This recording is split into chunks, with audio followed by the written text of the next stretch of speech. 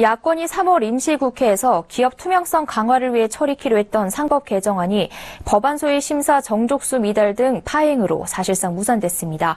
대선을 코앞에 두고 있는 상황에서 여야가 4월과 5월에 임시국회를 소집할 가능성이 작은 만큼 상법 개정안 처리는 대선 이후로 미뤄질 가능성이 높아졌습니다.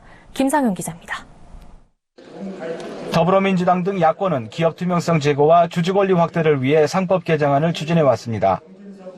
하지만 어제 예정됐던 법사위 법안 소위 심사 자체가 자유한국당 소위 간사인 김진태 의원의 불참으로 의결 정족수를 채우지 못해 무산되면서 3월 임시국회 처리는 물 건너가게 됐습니다. 숨가쁜 대선 일정상 또다시 임시국회가 열릴 가능성은 적지만 여전히 논란의 불씨가 남아있어 대선 이후에도 여야 간 뜨거운 쟁점으로 부상할 것으로 전망됩니다. 야권은 최근 법안 통과 가능성을 높이기 위해 오신환 바른정당 의원 안을 바탕으로 모 회사 주주가 자회사를 상대로 소송할 수 있는 다중대표 소송 요건을 강화한 수정안을 내놨습니다. 당초 야당은 자회사 지분 50%를 보유한 모 회사 주주에게 다중대표 소송제를 허용하자는 입장이었습니다.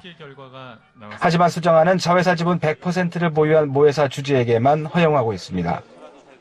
야당이 상법 개정안 처리를 주장하면서 대기업을 겨냥한 점을 감안할 때 별 실익도 없는 다중대표 소송제를 도입하자고 돌아선 것입니다.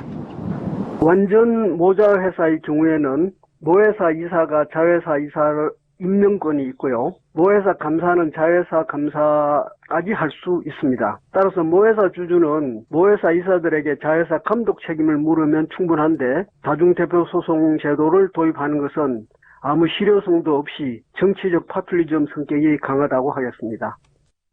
이 법안에는 여전히 전자투표제 도입이라는 독소 조항도 담겨 있습니다. 전자투표제를 도입할 경우 소액주주들이 적대적인 수합병 등을 시도하는 세력에 찬성표를 던지는 이른바 역선택을 통해 경영권을 혼란 속에 몰아넣을 수 있기 때문입니다. 소액주주와 외국의 헤지펀드 등은 그 단기 이익에 집착하는 만큼 이사 선임과 배당금 등의 결정에서 회사보다는 단기 수익에 유리한 선택을 할 수 있습니다.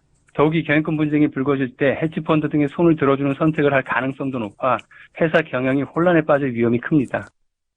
대선 이후 국회가 기업 투명성 제고와 주주 권한 확대라는 당초 취지와 함께 정상적인 기업 경영권도 보호할 수 있는 균형 있는 상법 개정안을 심도 있게 논의한다는 목소리가 높아지고 있습니다. 서울경제TV 김상용입니다.